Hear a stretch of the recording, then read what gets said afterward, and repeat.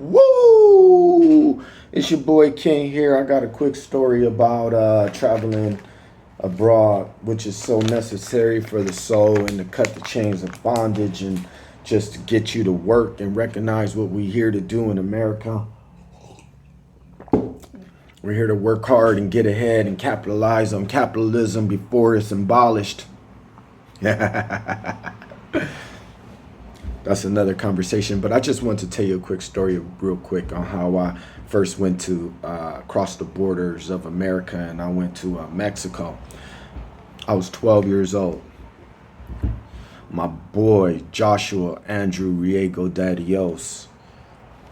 Here go a picture of him right quick. Damn. I was 12, he was 11. Fat boy. Man, I used to clown him. When I first met him, he had a bag of candy. And he always popped up with a bag of candy. He always had that smile. He a cool dude in my heart. This dude convinced me to go to Mexico. I'll tell you how he did it. First, he told me the whole rundown, like, you know, how we was going to get there, what we was going to do, what means of transportation, this, and that. I'm like, no, hell no. Killed that shit.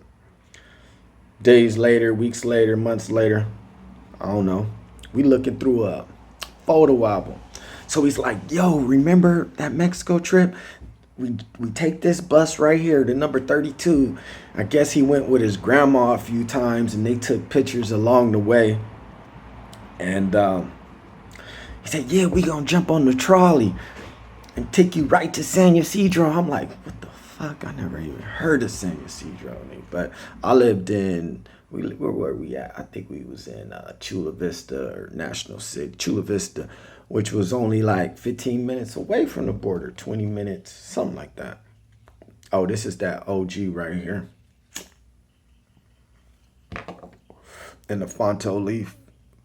But these are special Fonto leaves from Connecticut. They natural tobacco with no additives, no oil, no pesticides, no nothing. These is fire, thin as hell. I love it.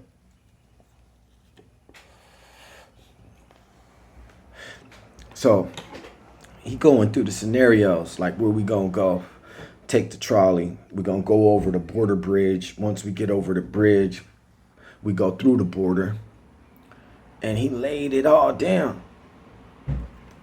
Yeah, pictures along the way like they was tourists and shit, you know, taking pictures in front of the fountain. He's like, yo, once we get across the border, we gonna go across the river and then we gonna get to Revolution. And right there's a fountain in the center. And I'm like, yeah, pictures of all this, which made me start to listen. I'm like, And he started telling me, yo, we gonna buy a bunch of candy. We gonna buy a bunch of fireworks, skyrockets, M80s, M1000s. Man, because this dude used to love boy shit. Like, we used to go to Big Five and, like, steal all the BB guns and take them in the wash and just be shooting shit for hours. We used to steal all the BBs. We used to steal all the CO2 cartridges, pump guns. And we was freaking about that life. You feels me? At 12. I was 12 because I was a year behind in 6th grade. He was 11. And this was all his idea. And I was already smart. I had already went to, by the time I was in 6th grade, I went to 6th elementary school. So I was about that life.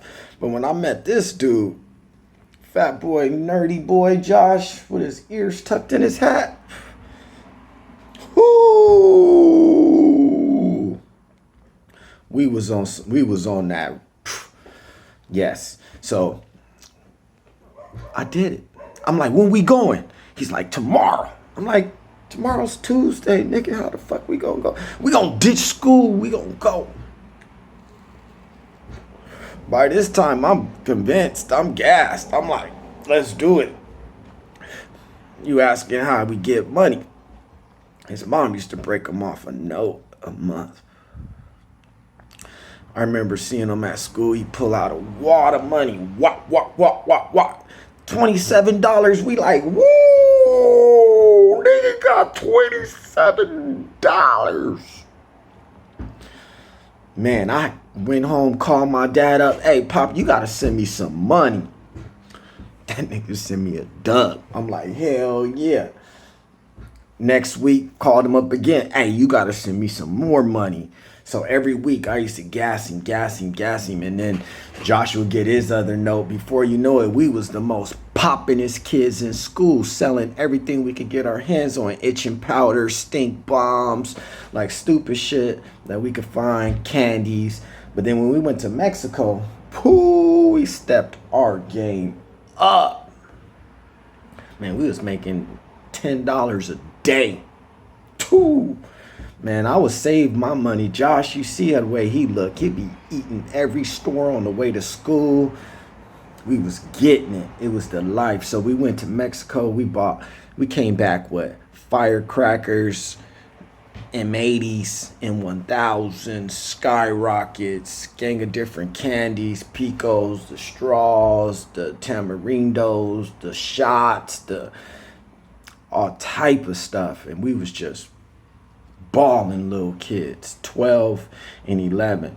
Before we got back to the border, I was like, yo, how we gonna get across the border? He said, don't trip.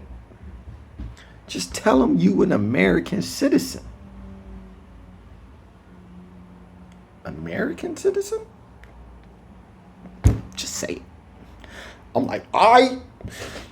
He's like, what's your citizenship? American citizen. And then I wasn't ready for the follow-up questions, but he hit me with, where were you born? I was born in LA. He's like, go right through. This was in 91. I did the math. I was 12 years old, born in 79. This is 91.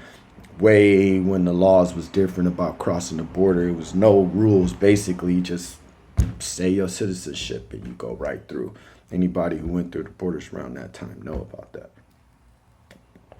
But this was a story about my boy Josh. My straight up best friend from a kid. And you know, when you have a best friend from a kid, it's like love. Like, it's like more love than a girlfriend type shit. You know what I mean? Like, yeah. He decided to, change his life. And it wasn't what we think is a good decision, but, who knows? That's another conversation. But I went to the spot. I just went to the spot just to look around. And at the fence, posted on the fence in some awkward way, found this dude. This dude resembles the big, strong Josh. So for it to be there at the spot was like eerie. But he's in all of our hearts. And ran us up on some real game. Much love. Peace. Travel abroad is the key to cracking the illnesses of this place. You know what? He tried to get his passport too.